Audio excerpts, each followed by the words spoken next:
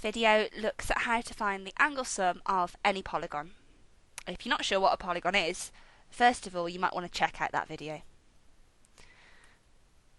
Okay, so we can work out the angle sum of any polygon by splitting it into triangles. We know that the angles in a triangle add up to 180 degrees. So my simplest polygon would just be a triangle. And we already know that there's 180 degrees in a triangle, so the angle sum of that polygon, of that triangle, is 180 degrees. Now let's have a look at the next polygon up. So that was a triangle with 3 sides. The next one's going to be a quadrilateral with 4 sides. Okay, so what we can do is we can split that quadrilateral into 2 triangles. So you can see there I've just drawn a line across diagonally, and it's split that quadrilateral, which in this case happens to be a square, into 2 triangles. And each one of those triangles has got a total angle sum of 180 degrees. So altogether in that shape we've got 2 lots of 180 degrees, which altogether makes 360 degrees. So in a quadrilateral, any 4-sided shape, the angle sum is always going to be 360 degrees. So the next one up will be 5-sided, which is a pentagon. So we do the same thing. We're going to split that into triangles. Now you'll notice that my triangles have gone from the same corner each time. So I've split that. I've not got any overlaps. I've split it from the same corner and I've gone to each other point. And it's really important that you do this and don't end up with randomly overlapping triangles. So in my pentagon, I've got 3 triangles there. Each one's got 180 degrees in it. So altogether, I've got 3 lots of 180, which is 540 degrees. So any pentagon that you draw, the angles inside will always add up to 540 degrees, because you can split it into 3 triangles. So next one up's a hexagon with 6 sides. Follow the same process. You might be seeing where this is going now. So my hexagon will split into 4 triangles. Each one's 180 degrees. So in a hexagon, I'll have 4 lots of 180. So that'll be 720 degrees.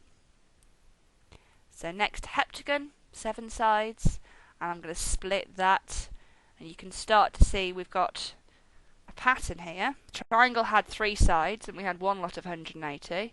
Quadrilateral was 4 sides, 2 lots of 180. Pentagon, 5 sides, 3 lots of 180. Hexagon, 6 sides, 4 lots of 180. So a heptagon with 7 sides is probably going to have 5 triangles, 5 lots of 180. So it's going to be 900 degrees in total. And just to look at the last one, so an octagon, if we split that, that ends up with 6 triangles, 6 lots of 180 is 1080. Now it might be that you want to learn these numbers off by heart. It's certainly useful for triangles and quadrilaterals.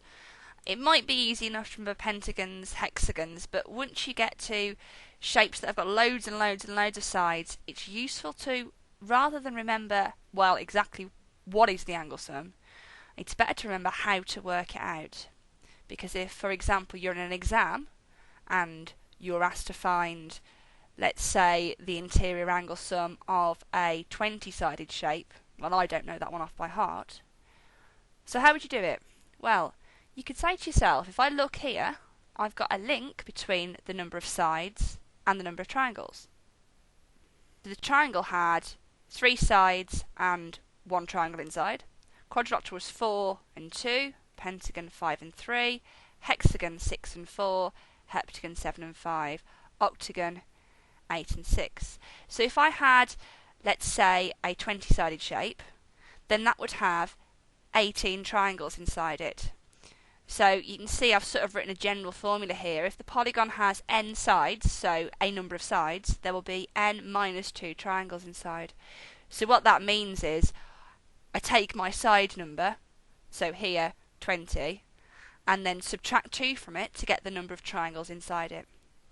And all I do then is say, well, for each of these 18 triangles, there are 180 degrees in total, and I'd work that out on a calculator and it comes out to 3,240 degrees. So your general formula to find the angle sum of any polygon is the number of sides minus 2, because that's how many triangles you can fit inside, and then multiply by 180, because each one of those triangles will have 180 degrees inside. So hopefully now you should be able to find the angle sum of any polygon just because you know the number of sides it's got. So if you know the number of sides, you know the number of triangles inside, and then you can just multiply that number by 180. To develop these ideas a little bit further, you might want to check out some of my other videos on polygons. Thanks for watching.